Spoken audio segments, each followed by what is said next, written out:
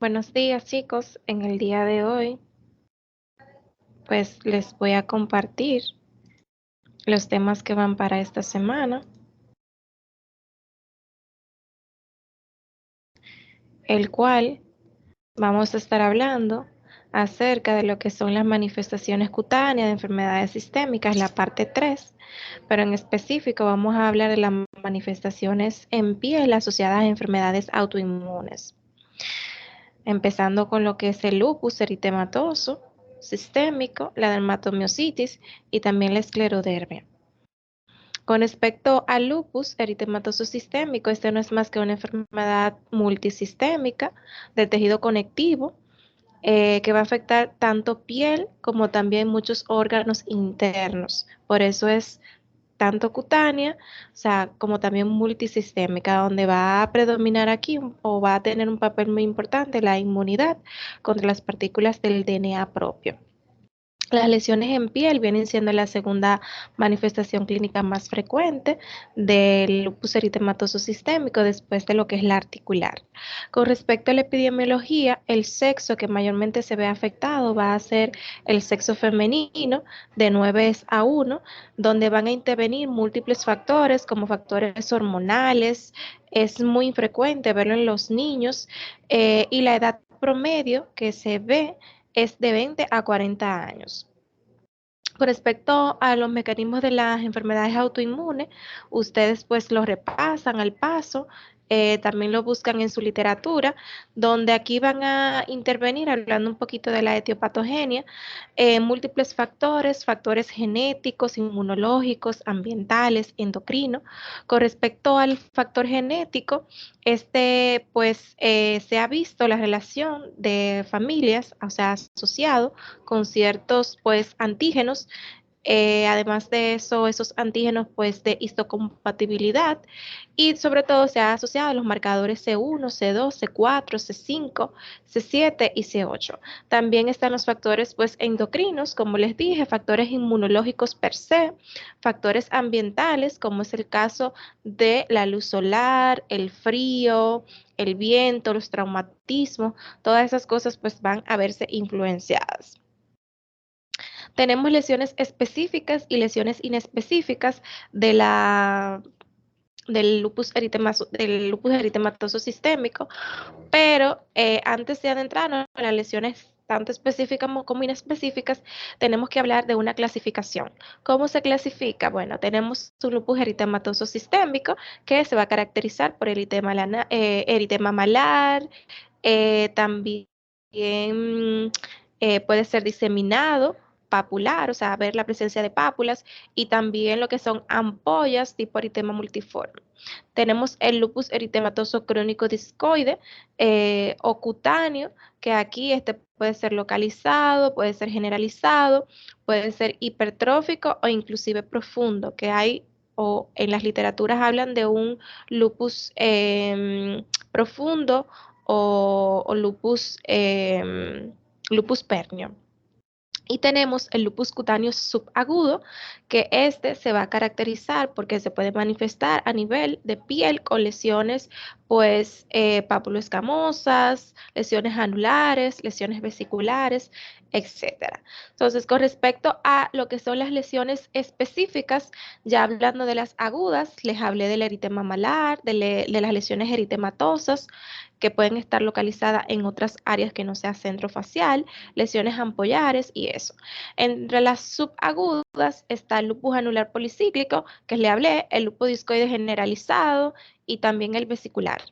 Y dentro de las crónicas tenemos el lupus discoide localizado, el generalizado y también tenemos lo que es la paniculitis lúpica. Dentro de las lesiones inespecíficas tenemos la fotosensibilidad, telangiectasias, además de eso también podemos encontrar lívidos reticulares, úlceras orales crónicas que no curan con facilidad, nódulos subcutáneos, urticarias, alopecia. Todas estas son lesiones inespecíficas que también podemos llegar a encontrar en un paciente con un lupus eritematoso sistémico. Las lesiones agudas, que es lo más predominante, lo que mayormente se ve, que es el eritema malar, también conocido como en alas de mariposa, si no es más que ese moteado eritematoso a nivel centrofacial que da el aspecto como de una ala de mariposa a sí misma. Tenemos las lesiones subagudas, aquí entran las lesiones pues anulares, policíclicas, que no son más que esas lesiones que vemos en estas fotografías, lesiones numulares, lesiones redondeadas, ovaladas, eritematosas, que en su centro pueden tener un aclaramiento que nos puede inclusive hacer sospechar o entrar entre los diagnósticos diferenciales, pues el eritema multiforme.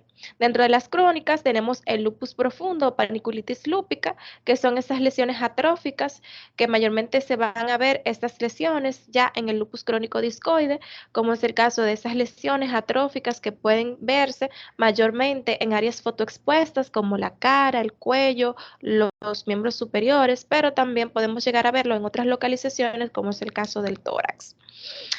Vemos otras lesiones como estas entran dentro de las lesiones inespecíficas, como vimos que podemos ver alopecia, podemos ver tumefacción, pueden haber telangiectasias, lívidos reticulares, urticaria, todas esas lesiones pues las adentramos dentro de las lesiones inespecíficas. También hay otras lesiones, como son las lesiones en placa erosivas a nivel de mucosa oral, lesiones maculares eritematosas, lesiones ulcerativas, lesiones discoides y todo lo demás. Con respecto, pues, a lo que es todas las manifestaciones que podemos encontrar en un paciente, aparte de todas estas lesiones, como dijimos, que en la definición, que es una enfermedad multisistémica, aquí va a abarcar o va a haber afectación de múltiples órganos. Podemos verle, o sea, de manera general, podemos ver pródomos, puede haber fiebre, anorexia, pérdida de peso.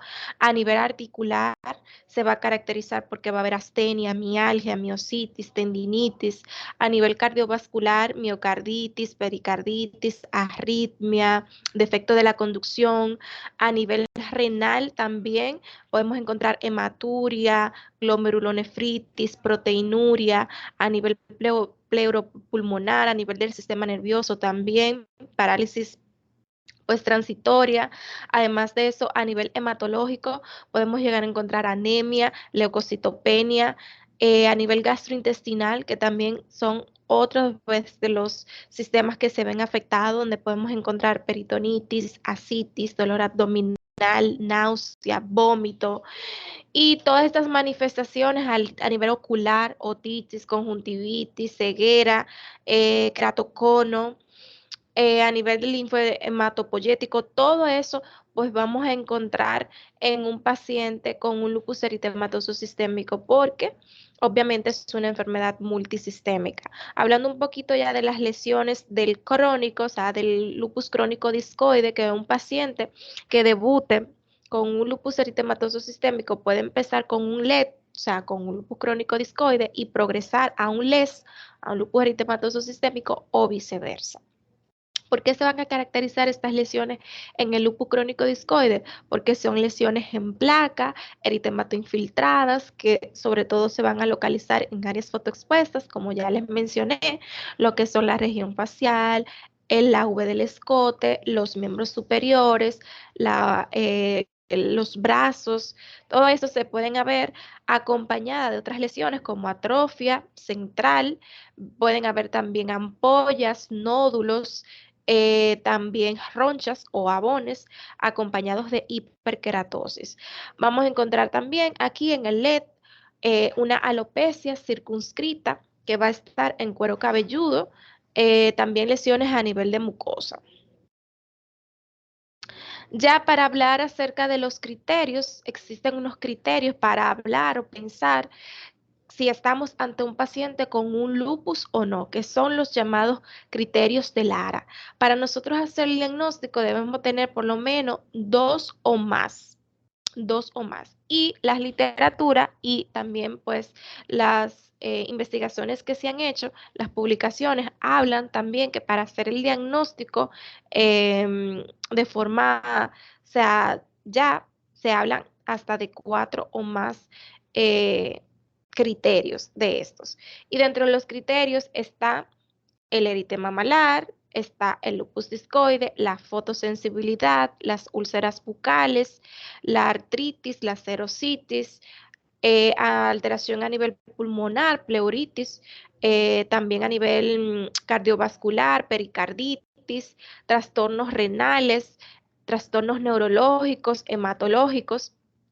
Pero a nivel de laboratorio también vamos a encontrar pues unos cambios aquí. ¿Cuáles son esos cambios? A nivel de la orina no se queda pues la albuminuria.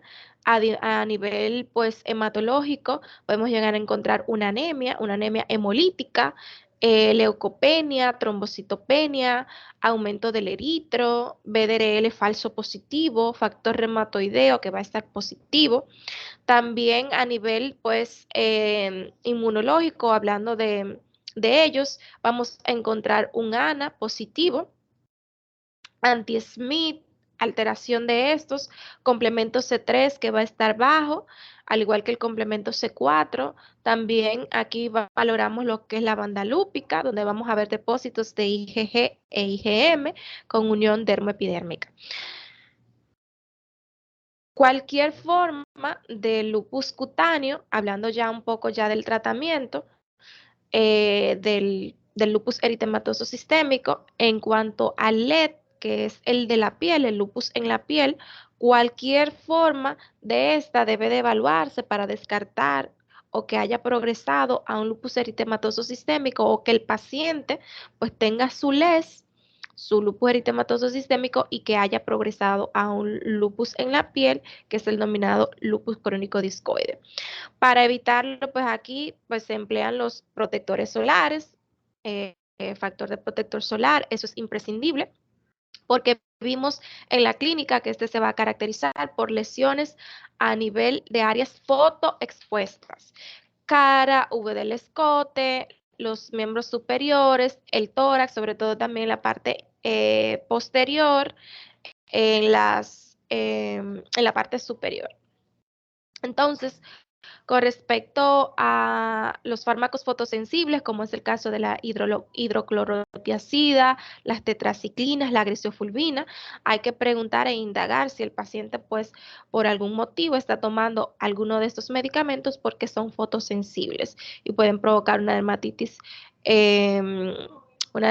de contacto foto, pues, alérgica. Antes de mencionar el tratamiento tópico, es muy importante las medidas generales, hay que explicarle la naturaleza de la enfermedad, darle apoyo psicológico, evitar la exposición solar, los factores infecciosos, factores, o sea, hábitos tóxicos, evitar pues las temperaturas extremas. Todas estas cosas hay que explicársela al paciente porque debe de conocerla y debe de evitarla.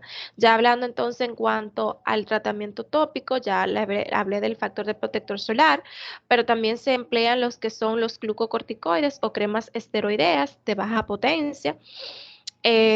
O de potencia intermedia, como es el caso de la transinolona, de la misma betametasona, de la misma hidrocortisona, el clobetasol o betametasona. En el caso de estos últimos, como son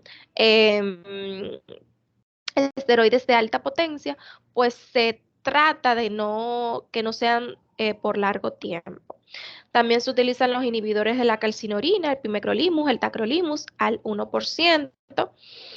Están también los glucocorticoides intralesionales, sobre todo en esas lesiones alopésicas, en cuero cabelludo, con precaución, claro está, por lo que son los efectos secundarios que pueden provocar los esteroides, como es el caso de las atrofias cutáneas, pues residuales. Ya hablando un poquito acerca del tratamiento sistémico, como primera línea se utilizan los antipalúdicos, como es el caso de la hidroxicloroquina, 6.5 miligramos por kilogramo día, la cloroquina, 4 miligramos por kilogramo día, teniendo en cuenta pues la toxicidad. También están los antipalúdicos. Antes de administrarlos, hay que saber que hay que mandar a hacer hemograma, hay que hacer una función hepática y además de eso una valoración por oftalmología, tanto al inicio del tratamiento, antes de iniciarlo, y a los 6 meses del tratamiento, porque puede llegar a afectar pues retina. Están también los inmunosupresores, que aquí se utiliza la azatioprina, el micofenolato de mofetilo, el metotrexate, la ciclosporina. También pues son muy útiles en los pacientes con lupus eritematoso sistémico. Y están, pues obviamente, están los biológicos, como es el caso del anti-TNF y también pues el adalimumab. Y también como es el caso del Etanercept y el infliximab, que también se emplean. El lupus eritematoso sistémico a veces o en la mayoría de los casos pues lo manejamos en conjunto con el reumatólogo. O sea, después que hemos hecho pues el diagnóstico, pues entonces pues hacemos eh, el manejo en conjunto con el manejo en conjunto con el reumatólogo.